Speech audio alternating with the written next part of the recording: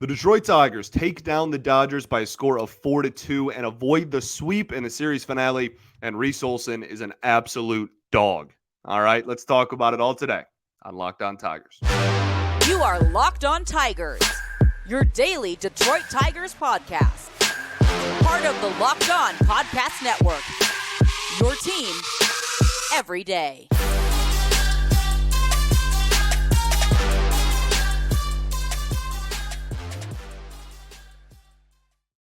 What is up, everybody? Welcome back to another edition of Locked On Tigers. I'm, of course, your host, Scott Bentley. Today is Thursday, September 21st, 2023. Thank you so much for making Locked On Tigers your first listen every single day. We are free and available wherever you get your podcasts, including YouTube, part of the Locked On Podcast Network, your team every day. Today's episode is brought to you by Game Time. Download the Game Time app, create an account, and use code LOCKEDONMLB for $20 off of your first purchase. Last-minute tickets, lowest price guaranteed.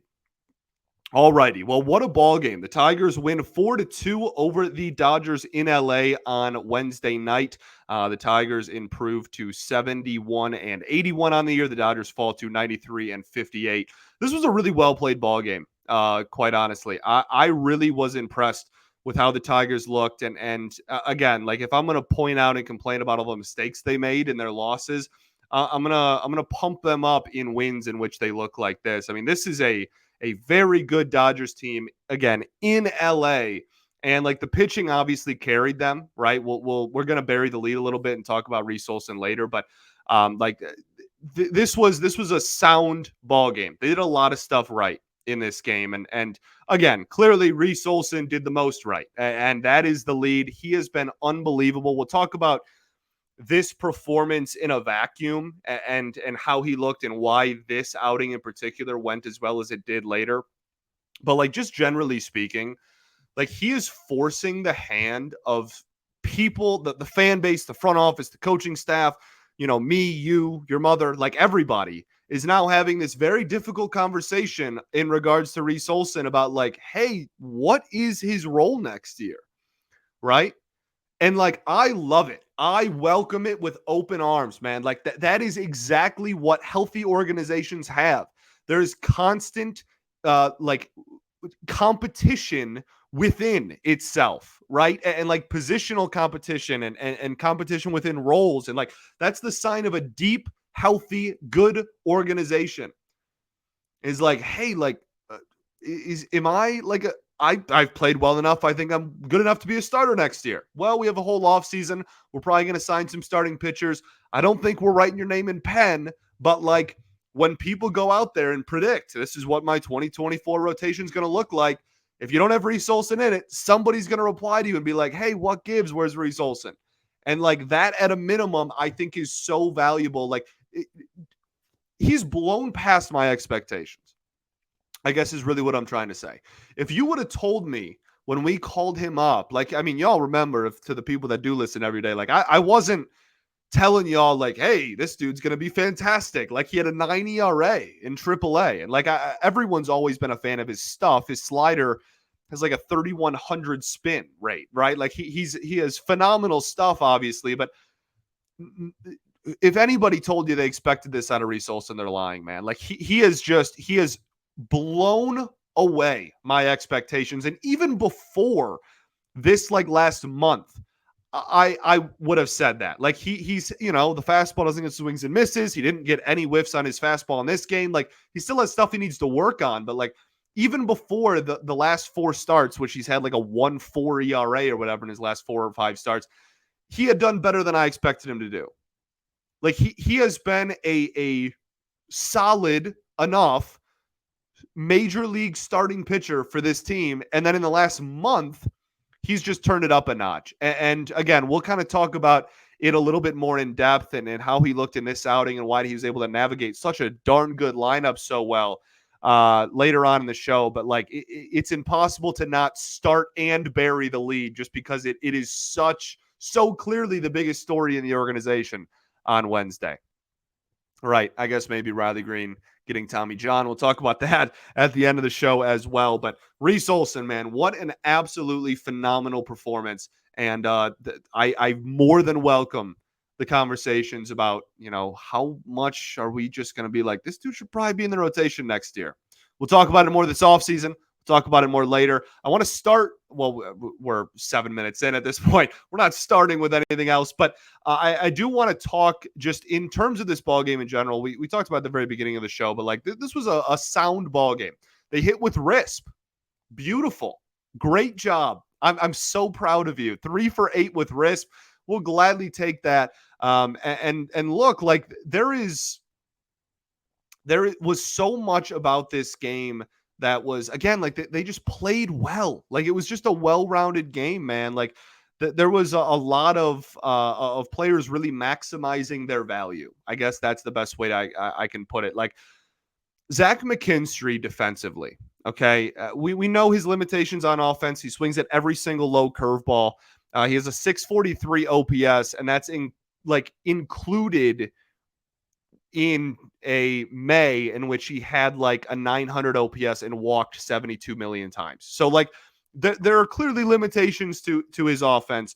But he is valuable defensively, and like he does bring value to this team.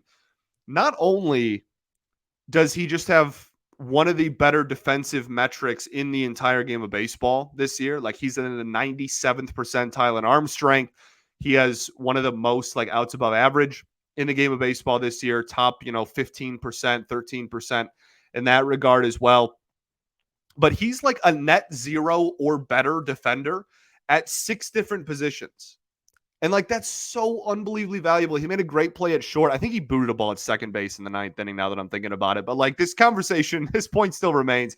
Like he's been a massive plus defender at second. He has been a plus defender at third. He's been a plus defender in the outfield, and he's played all 3 outfield positions. And he's been like a -1 or 0 grade defender. I think it's -1 grade defender with outs above average, that is, if that's the stat that you like, at shortstop.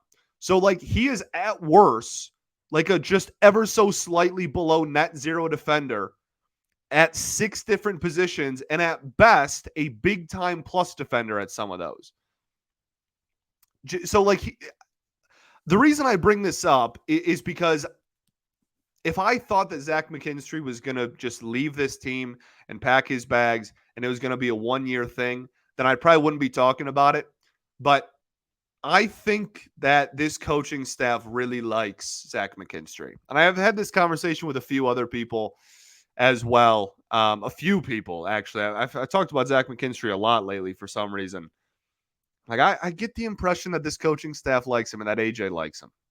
And I think if you can put him in positions where you're utilizing the defense as best as you can, and the offensive opportunities he has are not like every day, and he's just facing righties that don't throw curveballs at his feet, that I think you can utilize him a lot better. And I think that this coaching staff kind of welcomes that. I guess what I'm trying to say is it would not shock me at all if Zach McKinstry was on this opening day roster. He shouldn't be a starter. If he's a starter, then Scott Harris epically failed this winter.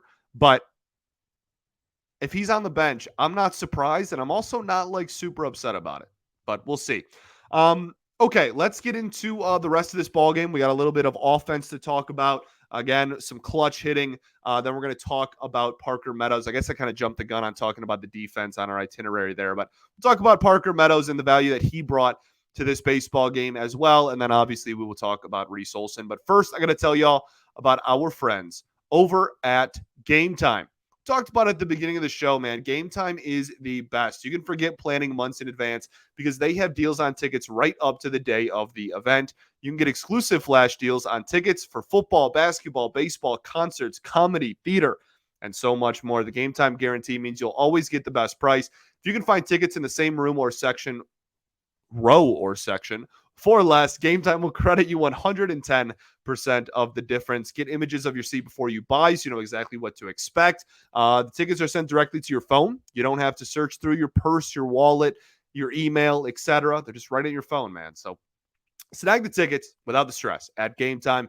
Download the Game Time app, create an account, and use code LOCKEDONMLB for $20 off of your first purchase. Terms apply. Again, create an account, redeem code LOCKEDONMLB for $20 off.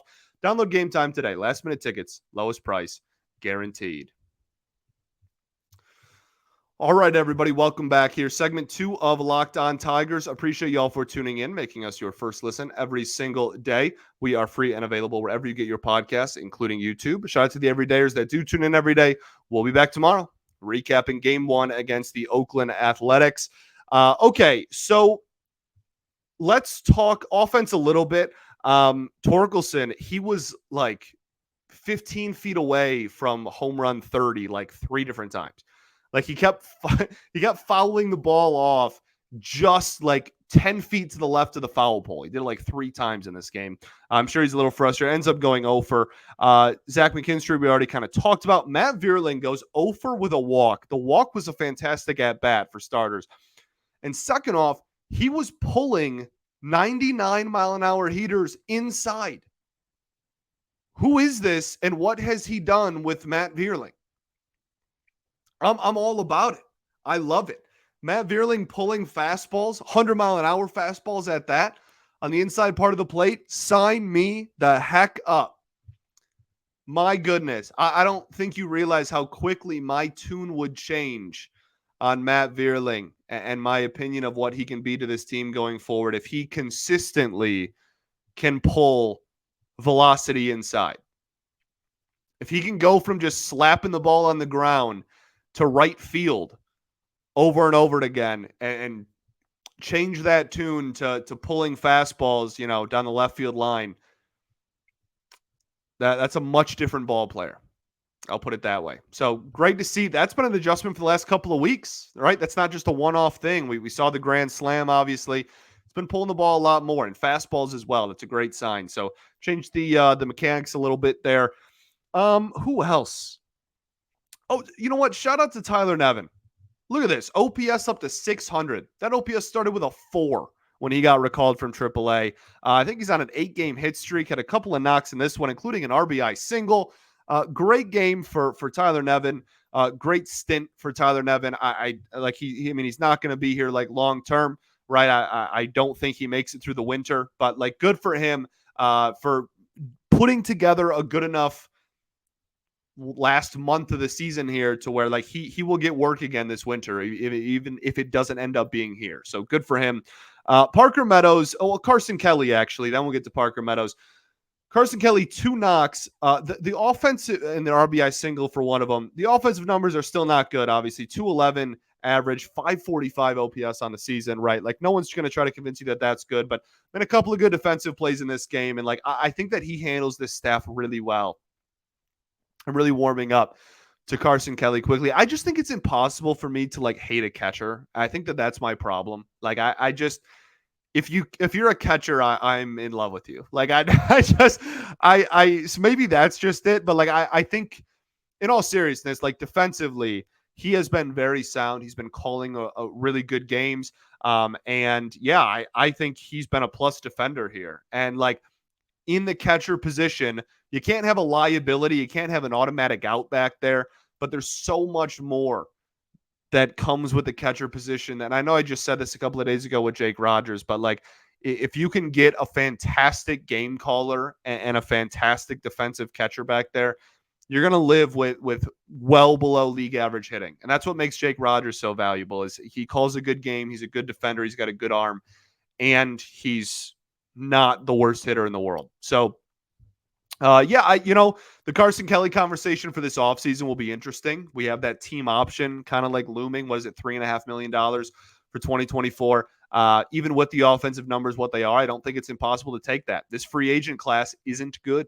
There's not a lot of better options out there. So I don't think it's a guarantee, but I don't think it's completely out of the question either. So, and I think he's been good enough defensively to where it's at least a discussion to have. Parker Meadows really showing his value in this ball game, even without getting a hit, man. Like he had, what was that one play where he had, what was that one play? As if I'm not about to describe it. He had one play in which he hit a ground ball where he beat out it wasn't an infield single. I think they ruled it an error, but like his speed caused that to be an error. He beats out the infield error, gets on first base, steals second, and then Carson Kelly hits a soft single to left field, and Meadows can still score from second base on it. That is the epitome of why Parker Meadows rocks. So much value, even if he's not hitting well. Gives you plus defense in center, gives you plus base running. Just an immensely valuable baseball player. And I hope that everybody can kind of realize that. So big fan of his. All right, let's stop burying the lead here, as we say. And let's just get to the biggest storyline of this baseball game. Reese Olson is a dog. Reese Olson is the man. All right. He is him, as the kids say. Final line in this ball game: 6 innings, 2 hits, 1 earned run, 2 walks, 5 strikeouts. The 1 run was obviously the solo home run to Max Muncy, who just had a crazy good game. The only dude in this lineup that was seeing Reese Olson well. I have so many reasons why I'm a big fan of this outing. I have so many. I don't even know where to start. My head's going a million miles an hour. I guess we'll start with the pitch usage. Then we'll get into the sequencing. 94 pitches, 25 sliders, 24 changeups, 24 sinkers, 12 four-seam fastballs, and 9 curveballs. That is chef's kiss. Absolutely beautiful. That's one of the most beautiful things I've ever seen in my life. So I love it.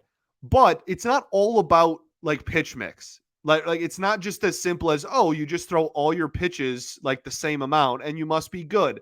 It's sequencing, and it's about like, look, if one pitch is working, then just like throw that 80% of the time, right? Like Joe Ryan exists. But this was a masterclass in sequencing. It was sinker low and in, called strike. Sinker low and away to righties, right? Called strike on the lower outside corner. Sinkers up and in. I think that's a lost art, right? Like the sinker is such a just inherently a not swing and miss and a ground ball pitch that I think so many people think it's like a requirement that it has to be low in the zone. I love a good sinker up and in, right? It's dangerous. If they're sitting on it, they can get under that baseball and drive it. But if they're not, that is a chopper. That's an automatic chopper, and he had a couple of those in this ball game. His changeup is gorgeous. It is so beautiful. It's going to make me emotional. It gets me teary-eyed thinking about it. It's absolutely fantastic. And again, like you talk like arm side, he has command with it, and he has swing and miss stuff with it. Glove side, to righties especially, has it. He was throwing changeups to righties inside changeups to righties, and it was working. You know how like package of peanuts on the table that is? Man, like I was such a big fan of how he sequenced everything. And then the masterpiece that is his slider was obviously the most thrown pitch and the best pitch in this ball game. Just everything about it was just so fantastic. He just crushed it. I was such a fan. I thought, again, like credit to Carson Kelly. I thought he handled him great behind the dish as well. He's effective. And like he had 0 whiffs on his sinker and four-seam fastball combined.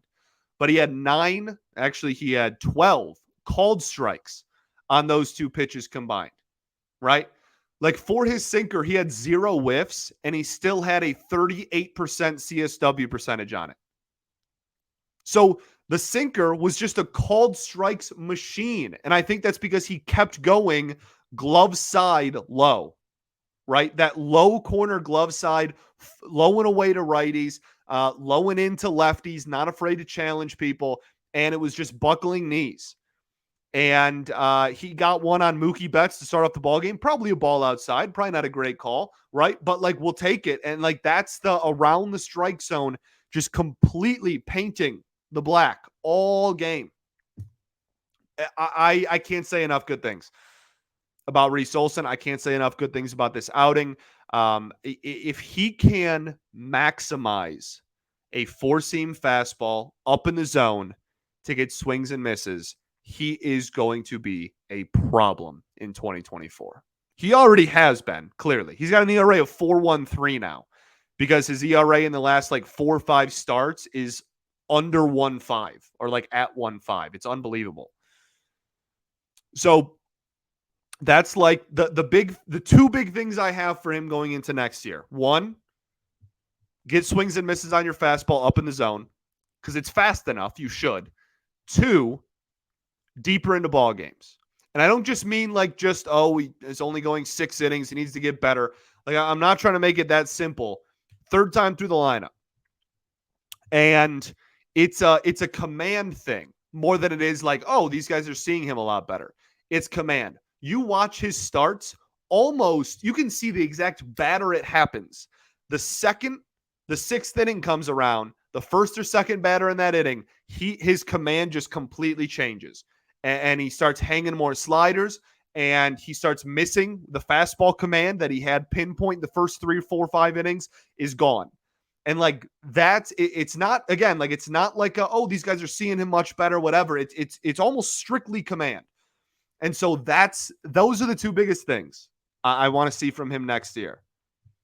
And I cannot wait to have the conversation about how much do we trust him and how much of a role should we pencil him in for in 2024. Because he has deserved and earned that conversation. And if you would have told me back when he got called up that he would have earned that, I don't know if I would have believed you. So good on him. They play the games for a reason. He's an absolute dog. All the credit in the world to Fetter, Nieves, and Lund, but the most of the credit, obviously, to the pitcher himself, Reese Olson. Just a fantastic story this year. Fantastic. All right. I'm very pumped about him going forward. Let's get into the bullpen. Then we will end by talking about Riley Greene, unfortunately. And then we'll preview the Oakland A's game 1 or series, depending on what we have time for. But first, I got to tell you all about our friends over at FanDuel. If I can find it. There we go. Over at FanDuel. Snap into action in the NFL season with FanDuel, America's #1 sportsbook. Right now, new customers get $200 in bonus bets guaranteed when you place a $5 bet. That's $200 in bonus bets, win or lose. If you've been thinking about joining FanDuel, there's no better place to get in on the action. The app is so easy to use. You can bet on spreads, player props, over-unders. We actually, Brian and I over at Locked On Red Wings just did an entire episode. Today's Locked On Red Wings episode is all just like Red Wings FanDuel prop bets. So that it's kind of a fun one. So visit FanDuel.com/lockedon and kick off the NFL season with FanDuel, FanDuel official partner of the NFL.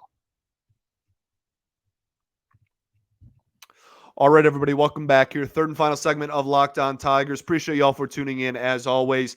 Appreciate all of you greatly. Thank you very much for continuing to support the show and continuing to support me and watch this, despite it being September. Detroit Tigers out of the playoffs baseball. That's the shine. The what's the word I was even trying to think of there?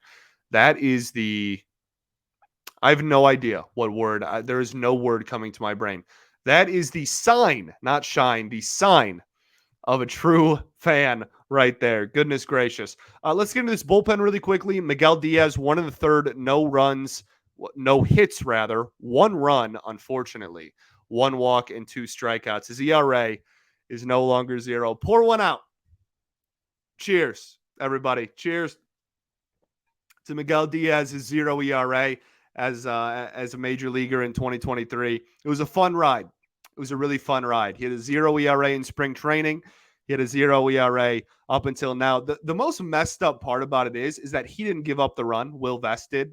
He gave up the base runner. Obviously, he walked a batter. Runner on first. I will never forgive Will Vest for that. I will never will.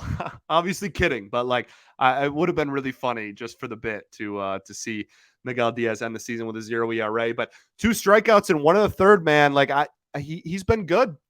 He's been good. I would love. It's going to be kind of difficult because I'm almost certain he's out of options and whatnot. But it's going to be difficult to kind of really pencil him in as a guarantee to be in this organization next year. But I would love for them to find a way to do it because I have been a big fan of his for like 2 years now, and I just don't think he ever got like a fair shot. And that splitter changeup thing, someone is going to get their hands on him, and they're going to see a guy that throws 95 miles an hour and has a disgusting changeup splitter thing, and they're going to make him a decent reliever, and it's going to bother me. And I'm always going to be a fan. So we'll see what happens with him this winter. That'll be a conversation we have in a few weeks. And then Will Vest obviously gets the save. just a really ballsy performance by Will Vest, though. 1 2/3, 1 hit, no earned runs to his name. Obviously, again, the run he gave up was to Miguel Diaz's name. 2 strikeouts, but no walks there is big, really big. And Will Vest has been obviously fantastic in the month of September. His ERA is now down to 2.8. Phenomenal stuff. And just looking, the outlook of this pitching staff, like Reese Olson, 4.13 ERA, Will Vest, solid sample size, 2.8, Miguel Diaz, a 1 ERA, but that's not a very big sample size. But you go back and you go to yesterday, right? Like Jason Foley, Tyler Holton, there's some this pitching staff is real. And the more talent you continue to give it, that's what's so encouraging about what Reese Olson is doing. The more, whether it's relievers or starters or whatever, the more talent you keep giving Feder, Nieves, and Lund, the more results are going to come. And the higher, I think, the world of the future of this pitching staff, whether it's names that are currently in the organization or names that are outside the organization that are going to come in down the road, as long as those 3 guys are here, I'm going to have the belief that our pitching staff is going to, at a minimum, be all right. And at best, reach incredible heights down the road. Very encouraging stuff from this team in that area. I think that's it. Just a really solid ball game. And Reese Olson's the man. I almost just swore there. That was a close one. Reese Olson's a dog. All right. We're going to end the show on a sour note. Unfortunately, Riley Greene underwent surgery on Wednesday. That surgery, we found out, was Tommy John surgery. How weird. You don't see Tommy John in position players, period, too terribly often. And then on top of that, you don't see Tommy John from position players on contact injuries. And it's not his throwing arm, so we can all kind of take a deep breath there. Not his throwing arm, okay? That's great news. And they believe, the organization and everybody is under the belief that he will be ready to go by spring training. So crisis averted, really. I know that it's weird to say that with your franchise player getting Tommy John surgery. That's scary, but non-throwing arm, Tommy John will be perfectly cleared to swing a bat and be perfectly fine by spring training. I think all things considered, it could have been a lot worse. A lot worse. He should miss 0 time in 2024, and that's about as good as you can ask for. So, not the best news in the world. Not trying to make it sound like we should be throwing a parade for Riley Greene getting Tommy John. That's obviously awful, and it sucks. I wish he was playing, but I think it could have been a lot worse. And again, the fact that it's on the non-throwing arm, I think is really what's given me a lot of optimism. And again, there's been a ton, Bryce Harper, Shohei Ohtani. There's a ton of people that haven't missed too much time and been able to swing perfectly fine with power and everything. I know Bryce Harper didn't really have a ton of power at the beginning, but it's there now. And Ohtani kind of always did have the power even after his Tommy John the first time around as well. So I think we should be fine. And even if he has spring training to iron that out by the regular season, I'm just trying to, maybe I'm trying to convince myself, but I'm talking this through because I'm trying to articulate, I'm really not too stressed out about it. There is concerns plenty of people have brought up to me and just have put out there publicly just about this dude's ability to stay healthy, period, long term. Even if this injury in a vacuum is not that big of a deal, is there a wider scope that we have to have a conversation around? Just is he going to be able to stay healthy? I think it's a relatively fair point at this point in his career, and definitely an off-season conversation to have. But that is where he stands right now. Like I said, I think this is kind of a crisis averted type of thing. So let's go to Oakland. That's what the Tigers will be doing. 4-game set against the Oakland A's, 9:40 start times for this on Thursday and Friday, 4 o'clock start time on Saturday, and Sunday. So, Tarek Skubal going in game one. He will go up against Luis Medina, who has decent stuff, but has not had a very solid season like many Oakland Athletics players. Unfortunately, they are 46 and 106. The Tigers are a 71-win team right now, and they are almost 30 games better than the Oakland A's. Please go in there and take at least 3. Please go in there and take 3.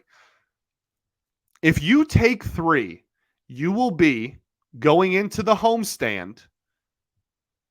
You will be 74 and 82 with 6 games at home left. That would be awesome. Please try and do that. Please. I didn't say the W word. Nobody can give me heat. Just try your best to do that. Another underlying thing here as we get closer to the end of the season, the Tigers are half a game back from the Guardians in second place, and they have 3 games against the Guardians left. It is not out of the realm of possibility for your Detroit Tigers to have a mid-70s win total, even like knocking on the door of upper 70s win total, and finish second place in the American League Central. I think that would be pretty cool. Thanks for making Locked On Tigers your first listen every day. Shout out to the everydayers that do tune in every day. We'll be back tomorrow, recapping game 1 against the Oakland A's. That's all I got. Peace and love. Going to therapy's dope. I'll catch you all tomorrow, baby. Go Tigers.